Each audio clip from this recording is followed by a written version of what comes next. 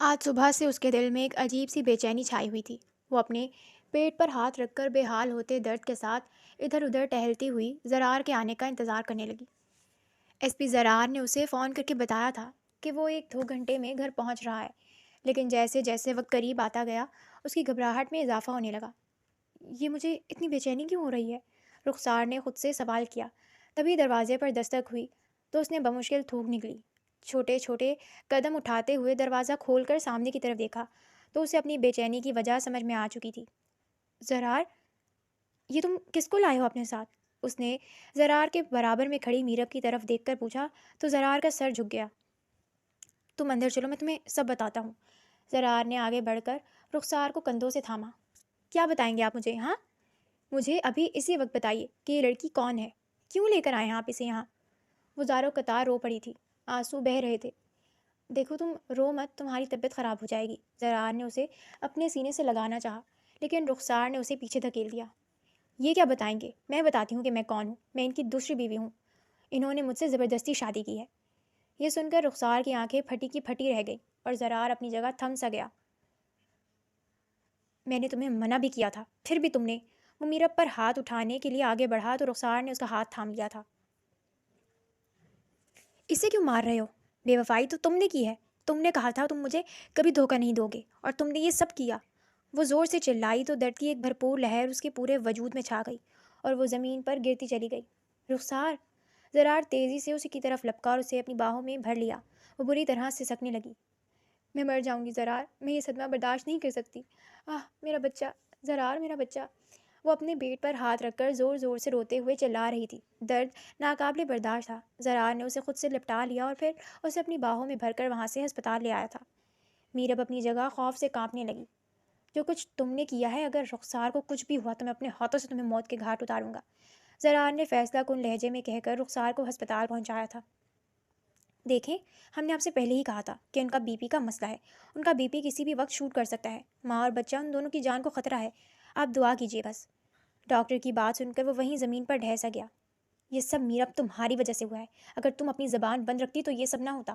وہ وہیں سر پکڑ کر بیٹھ گیا۔ 2 گھنٹے کے طویل انتظار کے بعد اسے بیٹے کی خوشخبری ملی تھی اور پھر ڈاکٹر نے جو کچھ کہا تھا اس نے ایس پی زرار کے پیروں تلے سے زمین نکال لی تھی۔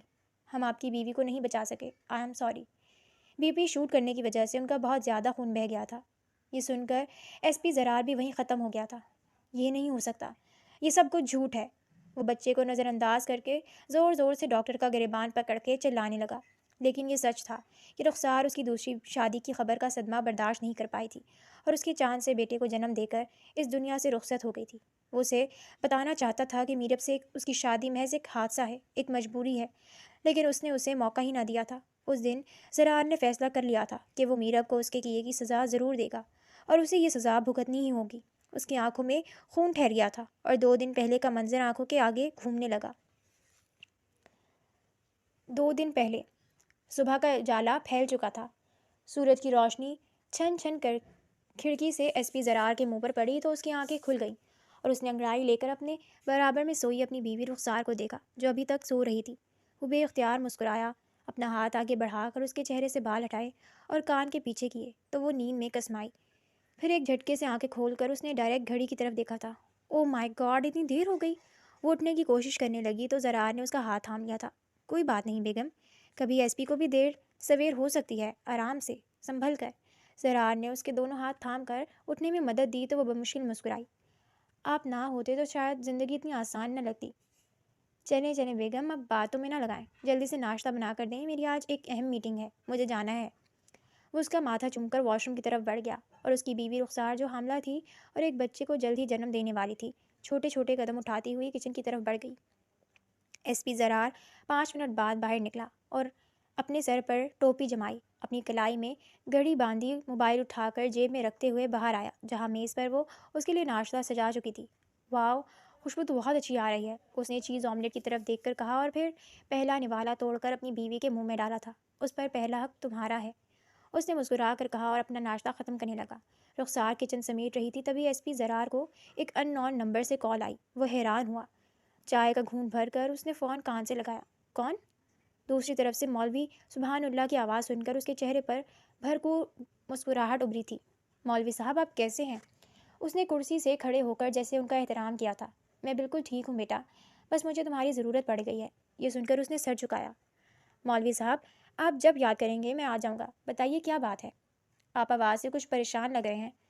دوسری جانب مولوی صاحب کی آواز رن گئی تھی۔ میں یہاں فون پر تمہیں سب کچھ نہیں بتا سکتا، تمہیں جاننے کے لیے گاؤں آنا پڑے گا۔ کیا تم آ سکتے ہو؟ ایس پی زرار بے چین ہو گیا۔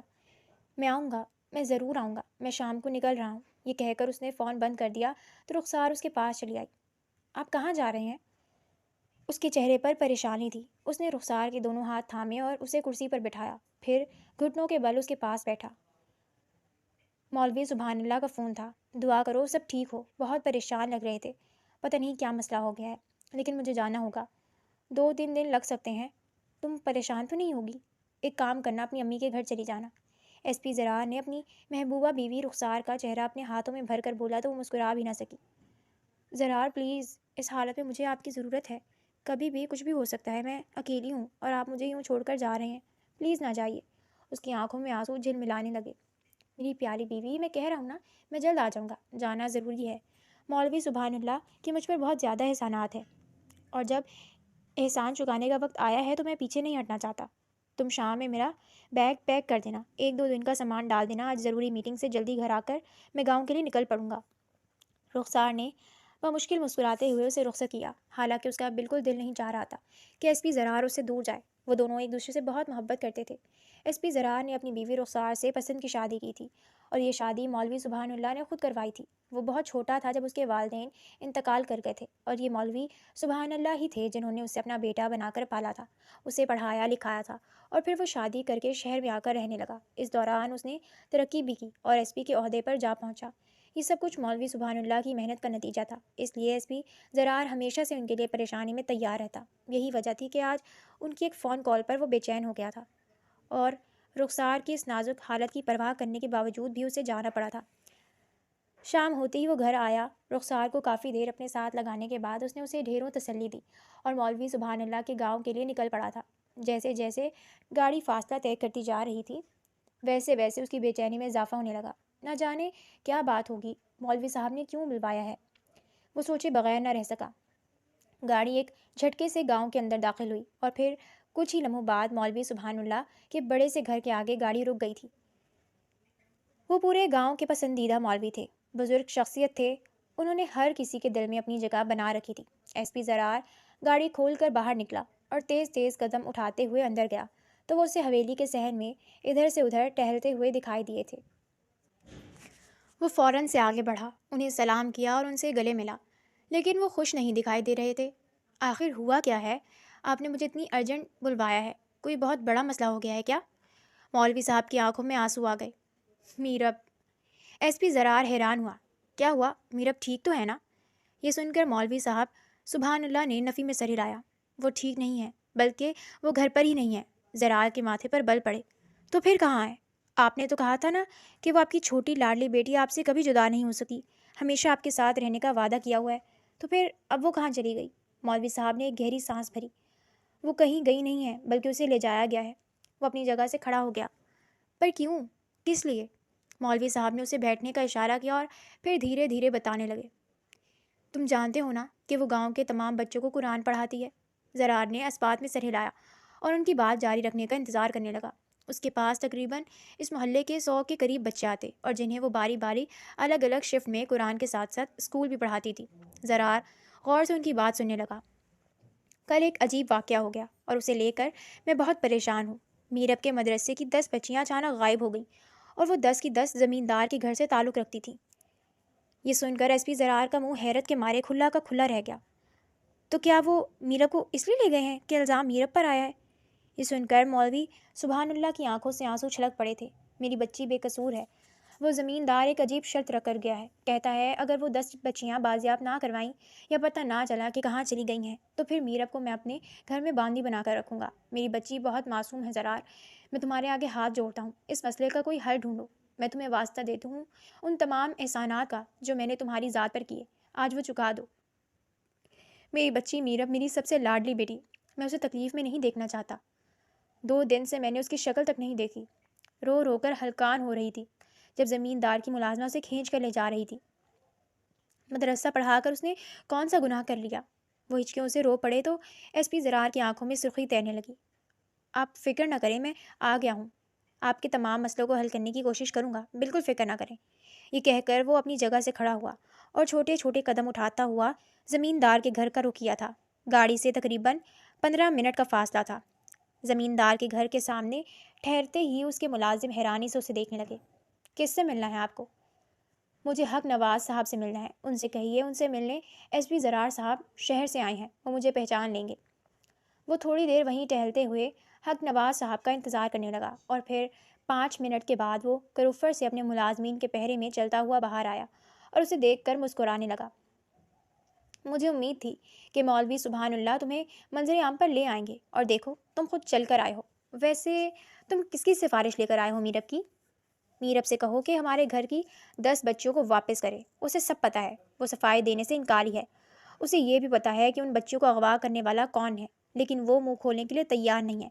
امید ہے کہ تم اس سے منہ کھلوا کر دم لوگے، ورنہ اس سے پہلے تو ہم میرب کو نہیں چھوڑنے والے۔ اس سے پہلے کہ ایس پی زرار میرب کا کیس لڑتا، زمیندار نے تو گویا بات ہی ختم کر دی تھی۔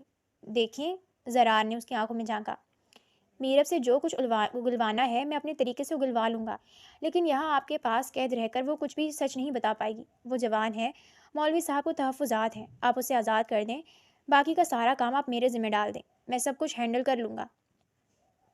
ایس پی زرار نے اپنے چہرے پر مسکراہٹ برقرار رکھتے ہوئے ان 10 بچیوں کی بازیابی کی یقین دہانی کروائی تو زمیندار حق نواز نے پرسوچ نگاہوں سے اسے گھورا تھا۔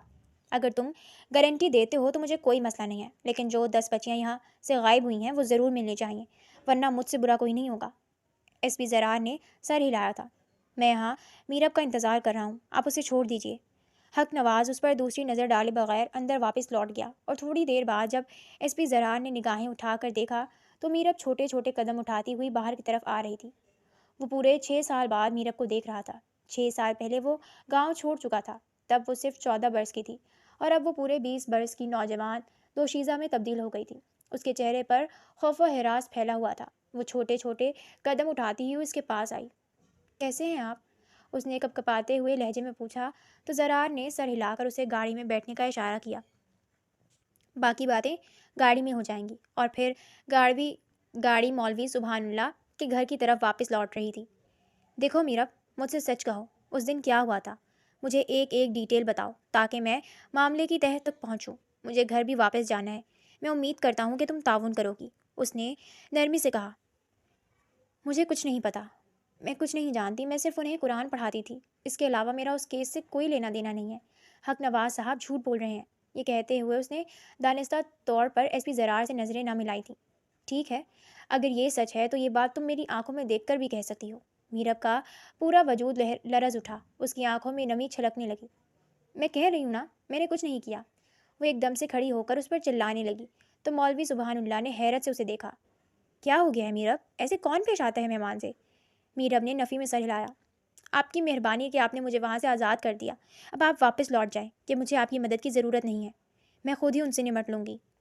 ایس پی زرار کے چہرے پر غصے کے آثار نمایاں ہوئے۔ بیٹھ جاؤ اور میری بات غور سے سنو۔ اگر تم سچ نہیں بتاؤ گی تو پھر زمیندار تمہیں ہمیشہ ہمیشہ اپنی قید میں رکھے گا، اور صرف قید میں نہیں رکھے گا بلکہ تم سے شادی بھی کر لے گا۔ یہ سنتے ہی میرب اپنی جگہ سے اچھل پڑی تھی۔ ہاں بیٹا، ایس پی زرار بالکل ٹھیک کہہ رہا ہے، یہ میرے کہنے پر وہاں سے یہاں یہ کیس حل کرنے کے لیے آیا ہے، اور تم اس کے ساتھ تعاون نہیں کر رہی ہو۔ اسے بتاؤ سچ کیا ہے، خدا کا واسطہ ہے تمہیں۔ یہ سن کر میرب اپنی جگہ سے کھڑی ہو گئی۔ مجھے کچھ وقت چاہیے، اور پھر اپنے کمرے میں گم ہو گئی تھی۔ ایس پی زرار نے کندھے اچکا کر مولوی سبحان اللہ کی طرف دیکھا تو وہ شرمندہ شرمندہ سے دکھائی دینے لگے۔ میں جانتا ہوں کہ تم میرے لیے یہاں پر آئے ہو، میں تم سے ایک بات کہنا چاہتا ہوں۔ وہ حیران تھا۔ جی کہیں، میں سن رہا ہوں۔ میں چاہتا ہوں کہ تم میرب کو یہاں سے لے جاؤ۔ ایس پی زرار اپنی جگہ ٹھہر سا گیا۔ میں اسے یہاں سے کیسے لے جا سکتا ہوں؟ اسے کہاں رکھوں گا؟ آپ جانتے ہیں میں ایک شادی شدہ مرد ہوں، مجھے مشکلات پیش آئیں گی، وہ بے چارگی سے کہنے لگا۔ مولوی سبحان اللہ نے ایک لمحے اس کی آنکھوں میں جھانکا تو وہ سر جھکا گیا تھا۔ یہاں میرب کی جان کو خطرہ ہے، وہ رو پڑے تھے۔ ایس پی زرار کا دل کسی نے مٹھی میں لے کر مسل دیا۔ آپ روئیں مت، میں دیکھتا ہوں، کوئی نہ کوئی حل نکل آئے گا۔ میرے پاس ایک حل ہے، مولوی سبحان اللہ نے اس سے کہا۔ کیسا حل؟ اس نے اپنے آئی برو اکٹھے کیے۔ تم میرب سے نکاح کر لو۔ وہ ہنس پڑا تھا۔ مولوی صاحب، آپ اس صورت حال میں بھی مذاق کر رہے ہیں، آپ جانتے ہیں کہ میں شادی شدہ ہوں۔ مولوی صاحب نے اس کے آگے ہاتھ جوڑ دیے تھے۔ میں جانتا ہوں کہ تم شادی شدہ ہو، لیکن تم دوسری شادی کر لینا میرب سے، بھلے ہی اسے اس کے حقوق مت دینا، بس تمہارا نام ہی کافی ہے۔ اس نے جو کام کیا ہے اس نے میرا سر جھکا دیا ہے۔ ایس پی زرار کو گڑبڑ کا احساس ہوا تھا۔ کیا مطلب؟ کیا کہہ رہے ہیں آپ؟ اس لڑکی نے مجھے کہیں کا نہیں چھوڑا۔ زمیندار کے گھر سے آنے والی 10 بچیوں کو اس نے قرآن پڑھاتے ہوئے ان کے حالات زندگی معلوم کیے۔ وہ دراصل زمیندار کے گھر کی بچیاں نہیں ہیں، ان کے گھر میں کام کرنے والے ملازمین کی بچیاں ہیں، جو اپنے ظلم و ستم کی داستان میرب کو سنا سنا کر اس کے دل کو پگھلا چکی تھیں، اور پھر میرب نے انہیں ہمارے گھر میں تہہ خانے میں رکھا ہوا ہے تاکہ زمیندار تنگ آ کر ان کا پیچھا چھوڑ دے اور یہ لوگ ایک بہترین زندگی گزار سکیں۔ اب تم خود بتاؤ، اگر زمیندار کو پتہ چلے گا تو وہ میرب پر کیا کیا ظلم ڈھائے گا۔ لیکن یہ لڑکی میری بات نہیں مانتی، کہتی ہے حق کے لیے مر جاؤں گی، لڑ جاؤں گی، لیکن ان کے آگے جھکوں گی نہیں۔ تم ہی بتاؤ، میں بوڑھا باپ کیا ہی کر سکتا ہوں؟ اس لیے میں تم سے ہاتھ جوڑ کر کہتا ہوں کہ میری بیٹی کو اپنے نکاح میں لے لو اور اسے شہر لے جاؤ۔ وہاں جا کر تم اس کے ساتھ جو بھی سلوک کرو مجھے منظور ہے، کیونکہ اس نے خود اپنے ہاتھوں میں آگ پکڑ لی ہے جو راکھ بن جائے گی تو اس کا وجود بھی جھلس جائے گا۔ ایس پی زرار کے ماتھے پر ننھے ننھے پسینے کے قطرے نظر آنے لگے۔ وہ مجبور ہو چکا تھا۔ آپ میرب کو بلائیں، میں اس سے بات کرتا ہوں، وہ مان جائے گی، ان بچیوں کو رہا کر دے گی۔ میں ان بچیوں کو کبھی رہا نہیں کروں گی۔ ایس پی زرار نے پیچھے مڑ کر دیکھا تو وہ دونوں کی گفتگو سن چکی تھی۔ ان بچیوں کی زندگی خراب کرنے میں ان کے والدین کا ہی قصور ہے۔ وہ ملازمت نہ کریں زمیندار کے پاس تو کیا مجال ہے کہ وہ ان پر ظلم ڈھا سکے، اور ویسے بھی آپ اس معاملے میں نہ پڑیں تو بہتر ہے۔ ایس پی زرار نے خوبصورت سی کم عمر میرب کو سمجھانے کے انداز میں کہا، لیکن وہ کہاں ماننے والی تھی۔ بابا، میں نے کہہ دیا تو کہہ دیا، میں انہیں آزاد نہیں کروں گی۔ ایس پی زرار نے ایک دم سے اس کے آگے ہتھکڑی لہرائی تھی۔ تو پھر ٹھیک ہے، میں اپنی ٹیم کو بلوا کر یہاں سے ان 10 لڑکیوں کو بازیاب کروا کر حق نواز صاحب کو اطلاع دے دیتا ہوں کہ وہ لڑکیاں میرب کے قید میں ہی ہیں۔ اب تم فیصلہ کرو، فیصلہ تمہارے ہاتھ میں ہے۔ یا تو تم انہیں چھوڑ دو اور چپ چاپ میرے ساتھ نکاح کرو، یا پھر میں زمیندار کو سب سچ بتا دیتا ہوں۔ میرب کی آنکھیں پھٹی کی پھٹی رہ گئی تھی۔ نکاح؟ کون سا نکاح؟ بابا، یہ کیا کہہ رہے ہیں؟ میں ان سے نکاح کیسے کر سکتی ہوں؟ یہ تو پہلے سے ہی شادی شدہ ہیں۔ مولوی سبحان اللہ نے اپنی بیٹی کے آگے ہاتھ جوڑ دیے۔ تمہیں کیا لگتا ہے کہ زمیندار یہ معلوم کرنے کے بعد کہ تم نے ان کی ملازموں کی بچیوں کو قید کیا ہوا ہے زندہ چھوڑ دے گا؟ تمہارے لیے بہتر یہی ہے کہ اس معاملے کو ختم کرو، ان بچوں کو آزاد کرو، اور پھر تم زرار کے ہمراہ اس کی دوسری بیوی بن کر شہر چلی جاؤ۔ اگر اپنے باپ کا احسانات کو مانتی ہو تو اس کی بات بھی مانو اور مجھے زندگی کے آخری لمحے سکون سے جینے دو۔ وہ وہیں زمین پر ڈھہ سے گئے اور بلک بلک کر رونے لگے تو ایس پی زرار نے آگے بڑھ کر انہیں تسلی دی تھی۔ میرا تو اپنی جگہ سن کھڑی رہ گئی۔ وہ کیسے اس شخص کی دوسری بیوی بن سکتی تھی جو کہ پہلے سے شادی شدہ تھا؟ اس کا سر چکرانے لگا۔ اس سے پہلے کہ وہ سنبھلتی وہ لڑکھڑا کر گر چکی تھی۔ ایس پی زرار نے آگے بڑھ کر اسے اپنی باہوں میں بھر لیا۔ تھوڑی دیر کی تگ و دو کے بعد وہ ہوش میں آئی تو منہ پر ہاتھ رکھ رکھ کر رو پڑی تھی۔ نکاح خواہ آ چکے ہیں، اپنا حلیہ درست کر کے نیچے آ جاؤ۔ مولوی سبحان اللہ نے اسے اطلاع دی تو وہ دل پر پتھر رکھ کر اپنی چادر اوڑھے نیچے آئی، جہاں ایس پی زرار بے چینی سے پہلو بدل کر اسے دیکھ رہا تھا۔ وہ اس کے برابر میں بیٹھ گئی اور پھر ان دونوں کا نکاح ہو چکا تھا۔ اب وہ دونوں کمرے میں اکیلے رہ گئے تھے۔ زرار نے خونخوار نگاہوں سے میرب کی طرف دیکھا۔ وہ 10 بچیاں آپ کے پاس سے ہی بازیاب ہوئی ہیں۔ زمیندار آگ بگولا ہو کر آپ کے خون کا پیاسا بن چکا ہے، لیکن اب مجبوراً مجھے آپ کو لے کر اپنے ساتھ جانا پڑے گا۔ رخسار پر کیا گزرے گی، یہ سوچ سوچ کر میرا سر پھٹ رہا ہے۔ یہ سن کر میرب نے نگاہیں اٹھا کر اس کی طرف دیکھا۔ مجھے الزام مت دے، آپ چاہتے تھے تو منع بھی کر سکتے تھے۔ منع کیوں نہیں کیا آپ نے؟ دراصل آپ خود بھی ایک بدنیت انسان ہیں۔ یہ سننا تھا کہ ایس پی زرار کی چیخ بلند ہوئی تھی۔ خبردار! اس کا ہاتھ فضا میں بلند ہوتے ہوتے رہ گیا۔ مزید بکواس کرنے کی ضرورت نہیں ہے۔ حق اور سچ کی راہ میں اتنی اندھی بھی مت بن جاؤ کہ اپنی اور اپنے گھر والوں کی حفاظت کو ہی مشکوک بنا دو۔ اب مجھے تمہیں مجبوراً شہر لے کر جانا پڑے گا۔ میری زندگی میں ایک نیا طوفان منتظر ہے۔ میں یہاں مولوی صاحب کی مدد کرنے آیا تھا، لیکن انہوں نے مجھے ایک ذمہ داری سونپ دی۔ یاد رکھو، میں تمہیں کبھی بھی بیوی کا درجہ نہیں دوں گا۔ یہ خطرناک کھیل کھیل کر تم نے خود اپنی شامت کو دعوت دی ہے۔ مجھ سے کسی قسم کی امید مت رکھنا، سمجھی تم؟ وہ پرزور انداز میں چلایا تھا۔ وہ خوف سے کانپتے ہوئے ایس پی زرار کی گاڑی میں جا کر بیٹھ گئی اور پھر نامعلوم منزل کی طرف اس کے ہمراہ زندگی میں آگے قدم بڑھا چکی تھی۔ اس کی نیکی اس کے یوں گلے پڑے گی اس نے کبھی نہیں سوچا تھا، اور دوسری جانب ایس پی زرار انتہائی بے چین سا ڈرائیونگ کرتا ہوا یہی سوچ رہا تھا کہ رخسار اس کے بارے میں کیا سوچے گی، اور تب وہ دونوں اپنی اپنی جگہ اپنی زندگی میں آنے والی قیامت سے بے خبر تھے۔ رخسار اس کی شادی کی خبر سن کر یہ صدمہ برداشت نہیں کر پائی تھی۔ اس کا بی پی شوٹ کر گیا تھا، اور وہ ایک گل گوتھنے سے پیارے سے بیٹے کو جنم دینے کے بعد اس دنیا سے رخصت ہو گئی تھی۔ میرب کو اب اپنی غلطی کا احساس ہوا تھا، لیکن بہت دیر ہو چکی تھی۔ رخسار کی موت کو 2 دن ہو گئے تھے۔ میرب اپنے کمرے میں بیٹھی آہستہ آہستہ تمام تعزیت کرنے والوں کو جاتے ہوئے دیکھ رہی تھی۔ اس کے پورے وجود کے اندر خوف کی ایک لہر سی دوڑ گئی۔ پورا گھر جب سنسان اور ویران ہو گیا تو ایس پی زرار اس کی طرف بڑھا اور ایک جھٹکے سے اسے بازو سے پکڑ کر جھنجھوڑا تھا۔ تمہیں کیا لگتا ہے میں تمہیں اتنی آسانی سے معاف کر دوں گا؟ رخسار کی موت کی ذمہ دار تم ہو۔ میں تمہیں ایک لمحے کے لیے بھی اس گھر میں برداشت نہیں کر سکتا۔ دفع ہو جاؤ یہاں سے۔ اس نے میرب کا ہاتھ پکڑا اور اسے گھسیٹتے ہوئے دروازے سے باہر دھکیل دیا تھا۔ یہ آپ کیا کر رہے ہیں زرار؟ میں کہاں جاؤں گی؟ وہ رو پڑی تھی، لیکن زرار نے اس کی ایک نہ سنی اور دروازہ بند کر دیا۔ وہ وہیں روتے ہوئے گھر کی دہلیز کے پاس بیٹھ کر آنسو بہانے لگی۔ کوئی سہارا نہ تھا، وہ کدھر جاتی؟ اس نے تو ایک نیکی کرنے کا سوچا تھا، اور اس کے بدلے میں اس کے ساتھ یہ سب کچھ ہوگا اس کے وہم و گمان میں بھی نہیں تھا۔ زرار جیسے ہی اندر آیا تو اس کا 2 دن کا بیٹا چلا چلا کر رونے لگا۔ ایک لمحے کے لیے تو زرار کا سر چکرانے لگا۔ اسے کچھ سمجھ نہ آیا کہ وہ اس چھوٹے سے بچے کو کیسے چپ کروائے۔ اس نے سب سے پہلے اسے اپنی گود میں اٹھا کر بہلانے کی کوشش کی، لیکن وہ بھوکا تھا اور یہاں وہاں دودھ پینے کے لیے اپنا منہ مارنے لگا۔ زرار نے اسے ایک ہاتھ سے بہلانے کی کوشش کی اور دوسرے ہاتھ سے اس کا فیڈر بنانے لگا۔ اس پوری کوشش میں اس کا پورا وجود پسینے میں بھیگ گیا تھا، سر دکھ رہا تھا۔ چھوٹے بچے کو سنبھالنا اتنا آسان نہیں، اس نے بے اختیار سوچا۔ بالآخر وہ دودھ بنانے میں کامیاب ہو گیا، اور جب بچے کے منہ سے لگایا تو وہ دودھ پی کر پرسکون ہو گیا۔ تھوڑی دیر میں نیند کی گہری وادی میں کھو گیا تھا۔ زرار نے اپنا سر پکڑ لیا اور رخسار کی تصویر کو اپنے سینے سے لگا کر رو پڑا تھا۔ میں نے شاید تمہارے ساتھ بہت برا ظلم کیا ہے۔ ہم نے اپنی زندگی میں کتنے خواب سجائے تھے۔ میں بہت شرمندہ ہوں تم سے۔ نظریں نہیں ملا پاؤں گا کہ میں تمہارا ایک بھی خواب پورا نہ کر سکا۔ اس نے خونخوار انداز میں میرب کی طرف دیکھا تھا، جو دروازے کے اس پار بیٹھی آسمان کی طرف نگاہیں اٹھائے اپنے کیے کی معافی مانگ رہی تھی۔ کاش میں اس وقت چپ رہ جاتی، معاملہ آسانی سے بھی نمٹ سکتا تھا۔ اس کی آنکھوں سے بھی آنسو جاری تھے۔ پوری رات وہ گھر کی دہلیز کے باہر بیٹھی رہی، یہاں تک کہ صبح کی روشنی نمودار ہوئی، اور اس پورے دن میں زرار بچے کو سنبھال کر ہلکان ہو چکا تھا۔ صبح اسے ہر حال میں ڈیوٹی پر جانا تھا، اہم میٹنگ تھی جسے وہ ترک نہیں کر سکتا تھا۔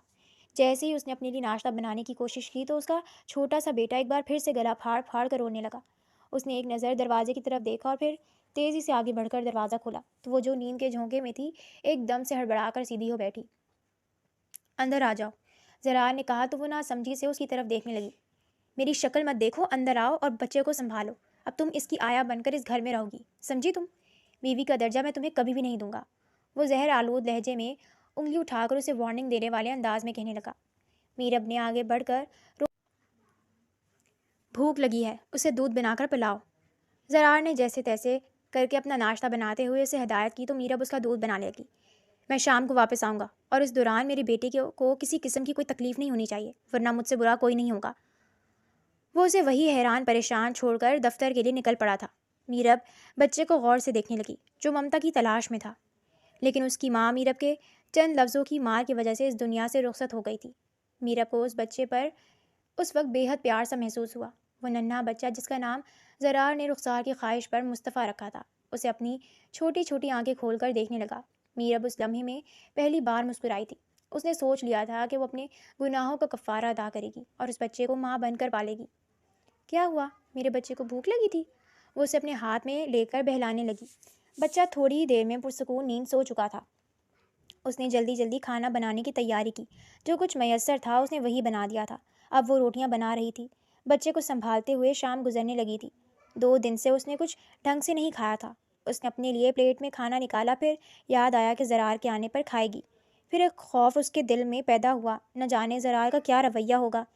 یہ سوچ کر اس کے سر میں درد ہونے لگا۔ شام کے 7 بجے ہی زرار اندر داخل ہوا تو یہ دیکھ کر اسے حیرت کا شدید جھٹکا لگا تھا کہ میرب کے برابر میں مصطفیٰ رو رو کر ہلکان ہو رہا تھا اور میرب گہری نیند میں ڈوبی ہوئی تھی۔ اس نے آگے بڑھ کر میرب کو جھنجھوڑ کر اٹھایا۔ تمہیں اس لیے لایا ہوں کہ تم میرے بچے کو رلا رلا کر کمزور کر دو۔ یہ سنتے ہی وہ جھٹکے سے اٹھ گئی۔ میں پوری رات نہیں سوئی، دوپہر میں بھی جاگتی رہی، اسے ہی دیکھتی رہی۔ وہ فوراً سے صفائی دینے لگی۔ بند کرو اپنی بکواس، مجھے تمہاری بکواس میں کوئی دلچسپی نہیں ہے. تمہارا سونا جینا کھانا پینا آج سے سب کچھ بعد میں ہوگا. سب سے پہلے میرا بیٹا ہونا چاہیے. اگر اسے کوئی نقصان پہنچا تو تم سوچ لینا کہ وہ دن تمہارا اس گھر میں آخری دن ہوگا. اس نے مصطفیٰ کو اس کے ہاتھ سے لے لیا تھا. میرب کی آنکھوں سے آنسو بہنے لگے. اس نے بمشکل اپنے آنسو صاف کیے. میں نے کھانا بنا لیا ہے, لگا دوں؟ زرار ایک لمحے کے لیے حیران ہوا. کوئی ضرورت نہیں تھی. میں ایک ملازمہ رکھوا چکا ہوں. اب سے کھانا وہی بنائے گی. تمہارے ہاتھوں سے کھانا تو دور کی بات ہے, تمہارے ہاتھوں سے تو میں زہر بھی نہ پیوں, سمجھی تم؟ میرب کو اپنی کم مائیگیت کا احساس ہوا اور وہ وہیں بیٹھ کر پھوٹ پھوٹ کر رونے لگی. دروازہ بند کرو. وہ مصطفیٰ کو سلا کے جا رہی تھی جب زرار نے بنا پلٹے جواب دیا تھا. کیوں؟ اس کی گمبھیر بھاری آواز پر میرب کی سانسیں بہت تیز چلنے لگی. تمہیں ہر بات پر بحث کرنے کی عادت کیوں ہے؟ وہ پلٹا تھا اور غصے سے بولا تھا. دروازہ بند کیے بغیر بھی ہمارے بیچ بات ہو سکتی ہے. ایسی کوئی پرائیویسی یا تعلق نہیں ہے ہمارے بیچ جس کے لیے دروازہ بند کرنا چاہیے ایس پی صاحب. میرب ہولے ہولے کانپتے ہوئے بولی. پوری 10 بچیاں غائب ہوئی تھیں جن کا الزام تم پر ہے. بدلہ لے تو لیا ہے آپ نے, زبردستی اپنے نکاح میں لے کے اور اپنے بیٹے کی آیا بنا کر. صرف بیٹے کی آیا نہیں بننا بلکہ وہ دروازہ لاک کرتا اس کے قریب آیا تو مصطفیٰ رونے لگا. میرب اسے گود میں لیے کمرے سے باہر نکل گئی. زرار وہیں کھڑا رہ گیا. اگلا پورا دن اپنی اسٹڈی میں بیٹھا رہا اور کیس اسٹڈی کرتا رہا. رات کے وقت وہ واپس آیا تو میرب اس کے بیٹے مصطفیٰ کو لے کر ٹہل رہی تھی. اسے مجھے دے دو اور دفع ہو جاؤ یہاں سے. تم میرے کمرے میں میرے ساتھ نہیں رہو گی. یہ رخسار کی جگہ تھی, ہے اور رہے گی. میں رخسار کی جگہ کسی کو نہیں دوں گا. تمہاری وجہ سے وہ دنیا چھوڑ گئی اور تمہارے لیے ایک ایک پل میں مصیبت بنا دوں گا. اس نے میرب کو دھکا دیا تو وہ زمین پر جا گری اور اس کا سر زمین سے ٹکرایا.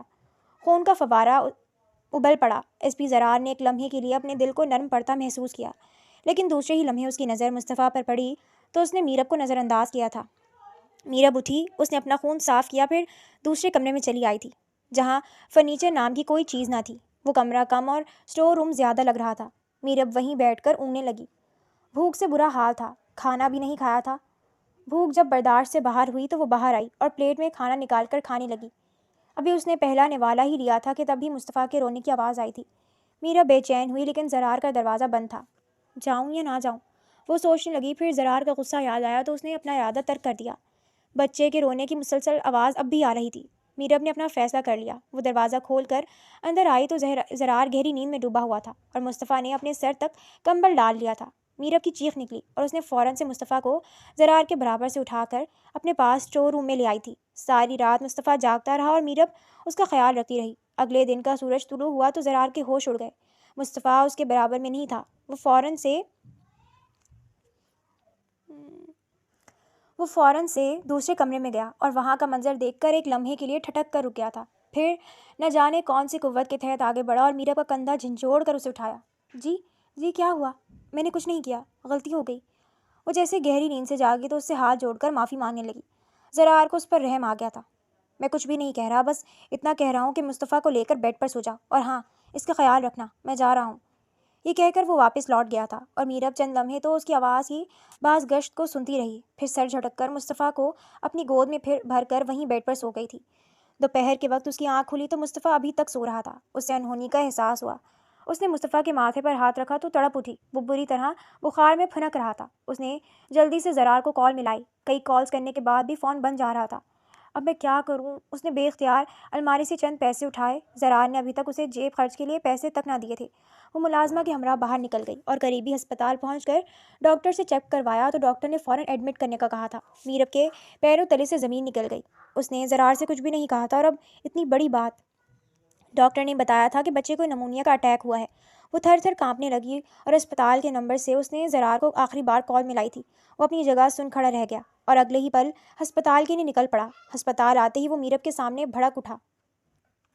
ایک بچہ تم سے نہیں سنبھل سکتا. ایک آیا کا کام تم سے لے رہا ہوں, وہ بھی تم سے نہیں ہوتا. تم تو میری زندگی میں آخر موجود ہی کیوں ہو؟ دور ہو جاؤ میری آنکھوں کے سامنے سے. دور چلی جاؤ. میں مصطفیٰ کا باپ ہی اس کے لیے کافی ہوں. اس نے میرب کو گھر جانے کے لیے زور دیا لیکن میرب چپ چاپ اس کی باتیں سنتے ہوئے وہیں ہسپتال کے کوریڈور میں بیٹھی رو رہی تھی. آپ کو بچے کی ماں کے ساتھ یہ سلوک نہیں کرنا چاہیے. اگر اس کا ذہن سکون میں ہوگا تو ہی وہ بچے کی اچھے سے دیکھ بھال کر پائے گی. ڈاکٹر تک یہ بات پہنچ گئی تھی. ڈاکٹر صاحب, میرے بچے کی ماں نہیں ہے, وہ اس کی آیا ہے, ایس پی زرار نے کہا تو ڈاکٹر نے چنبے سے اس کی طرف دیکھا. اچھا, لیکن وہ جس طرح رو رہی تھی، بچے کے لیے تڑپ رہی تھی، مجھے لگا وہ اس کی ماں ہی ہے۔ اینی ویز ڈاکٹر تو یہ کہہ کر سرسری سا اس کے سارے اخراجات وغیرہ بتانے لگے، لیکن زرار کی سوئی تو ڈاکٹر کے اس بات میں ابھی تک اٹک گئی تھی کہ وہ بچے کی ماں ہے۔ وہیں اپنا سر اپنے ہاتھوں میں گرائے سوچنے لگا کہ آخر وہ کیا کرے، کیا وہ میرب کو بچے کی ماں کے روپ میں قبول کر لے؟ لیکن پھر رخسار کی شبیہ اس کی آنکھوں کے پردے پر ابھری تو اس نے اپنا یہ خیال جھٹک دیا تھا۔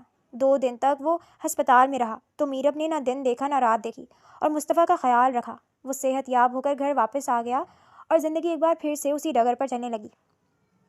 بات سنو، کھانا کھایا تم نے؟ پوری رات مصطفیٰ نے اسے نہیں سونے دیا تھا۔ میرب نے حیرت سے اسے دیکھا۔ ایسے کیا دیکھ رہی ہو؟ پوچھ رہا ہوں کچھ تم سے، کھانا کھایا تم نے؟ میرب نے نفی میں سر ہلایا۔ مصطفیٰ ایک بار پھر سے رونے لگا۔ زرار کو نہ جانے کیوں اس پر رحم آ گیا تھا۔ تم یہیں بیٹھو، میں کھانا لے کر آتا ہوں۔ میرب نے اسے یوں دیکھا جیسے کوئی خواب دیکھ رہی ہو۔ وہ کچن میں جا کر اس کے لیے کھانا لے آیا۔ جب وہ واپس آیا تو وہ ایک بار پھر سے مصطفیٰ کو اپنے کندھے پر ڈال کر سلانے کی کوشش کر رہی تھی۔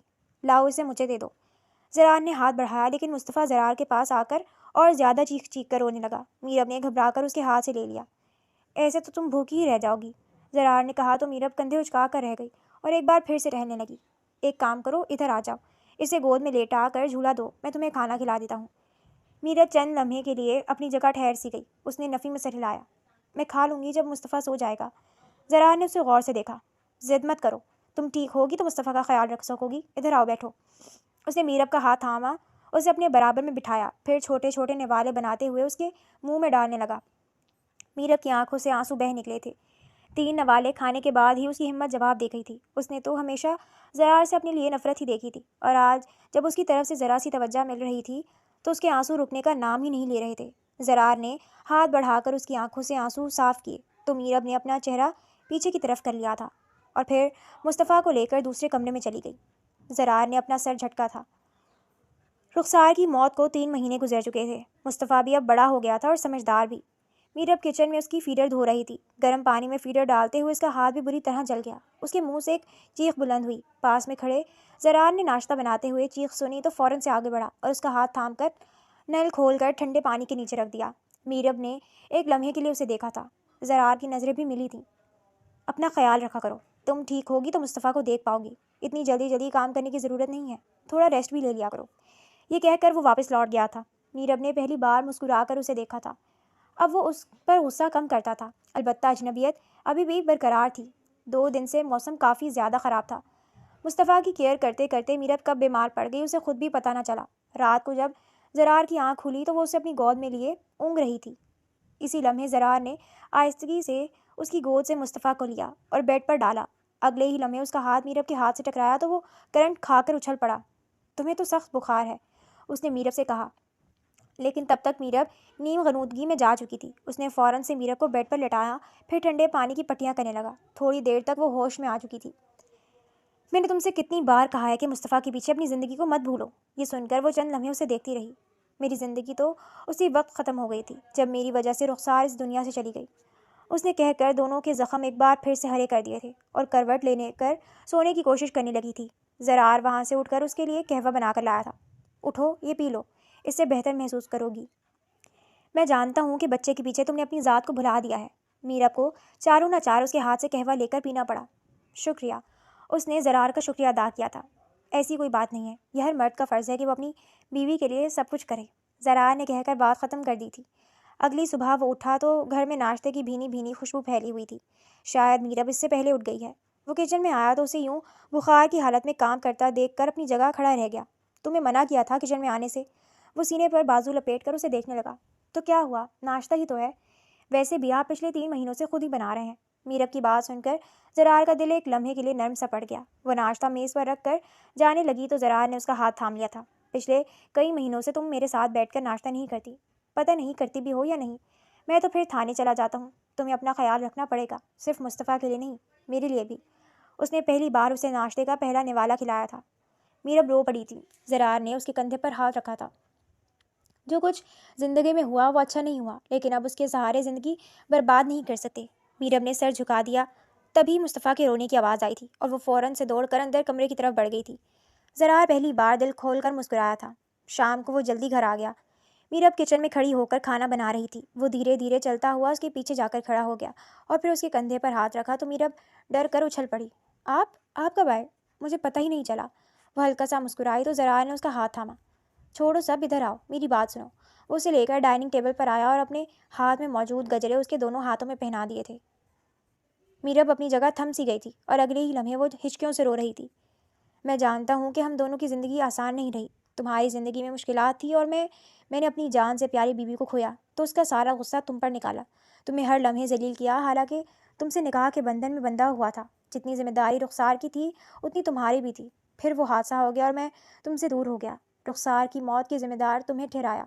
شاید یہ قسمت تھی، وہ سر جھکا کر کہنے لگا تو میرب نے پہلی بار اس کے کندھے پر ہاتھ رکھا تھا۔ میں جانتا ہوں کہ تم نے اپنی غلطیوں کا کفارہ ادا کرنے کی پوری کوشش کی ہے، میرے مصطفیٰ کا خیال رکھا ہے، اسے پالا ہے۔ میں تمہارا احسان نہیں بھول سکتا، مجھے معاف کر دو۔ اس نے دونوں ہاتھ جوڑ کر اس سے معافی مانگی تھی تو میرب نے اس کے جڑے ہوئے ہاتھ کھول دیے تھے۔ بس زندگی نے کچھ اپنے رنگ دکھائے تھے، امتحان لیا تھا، شاید میں سرخرو ہو گئی ہوں۔ وہ اس سے پوچھنے لگی۔ بالکل، تم سرخرو نہیں بلکہ کامیاب ہو گئی ہو اور مصطفیٰ کو اپنی ماں ثابت کر دیا ہے۔ اب خود کو میری بیوی کب ثابت کرو گی؟ اس کے کان کے قریب جھک کر سرگوشی کرنے لگا تو میرب کے چہرے پر جیسے حیا کی لالی بکھر گئی تھی۔ اس نے بے اختیار اپنا سر جھکا لیا تھا۔ زرار آگے بڑھا اور اس کا چہرہ اوپر کر کے ماتھا چومنے لگا۔ اسی دوران مصطفیٰ کی زور زور کی رونے کی آواز آئی تھی۔ میرب بھی ایک جھٹکے سے اس سے دور ہوئی اور لرزتی ہوئی پلکوں کو سنبھال کر اندر جانے لگی تو زرار اس کے پیچھے آیا تھا۔ محترمہ، آپ مجھ سے فرار حاصل نہیں کر سکتی۔ اس نے اسے کمر سے تھام کر خود کے قریب کیا تھا۔ میرب نے مصطفیٰ کو اٹھا رکھا تھا۔ زرار نے اسے اٹھا کر احتیاط سے بیڈ پر لٹایا تو وہ ان دونوں کو ایک ساتھ دیکھ کر کھلکھلا کر ہنسنے لگا۔ دیکھو، ہمارا ملن ہمارے بچے کو بھی پسند آیا ہے۔ میرب نے نگاہیں جھکا لی تھی۔ زرار نے اسے خود سے قریب کیا تھا۔ وعدہ کرتا ہوں کہ تمہارا ہر حق ادا کروں گا۔ نکاح کر کے تمہیں اپنی ذمہ داری بنا کر لایا تھا تو اب وہ ہر ذمہ داری نبھانا چاہتا ہوں۔ کیا تم میرا ساتھ دو گی؟ میرب نے اپنی پلکیں اٹھا کر اس کی طرف دیکھا جو آنسوؤں سے لبریز تھیں۔ زرار نے جھک کر اس کی دونوں آنکھوں کو چوما تھا اور پھر اسے خود میں شدت سے بھینچ لیا تھا۔ میرب نے اس کے سینے میں اپنا منہ چھپایا تو مصطفیٰ ایک بار پھر سے رونے لگا۔ چل ہٹ بدماش، میری بیوی پر اپنا قبضہ کر لیا ہے۔ زرار نے اسے مصنوعی خفگی سے ڈانٹا تو میرب نے اسے آنکھیں دکھائی تھیں۔ خبردار، میرے بچے کو ڈانٹی کا نہیں۔ اس نے اسے گود میں اٹھا کر سینے سے لگا لیا تھا۔ زرار نے ہنستے ہوئے ان دونوں کو اپنے سینے میں چھپایا۔ محبت دور کھڑی اس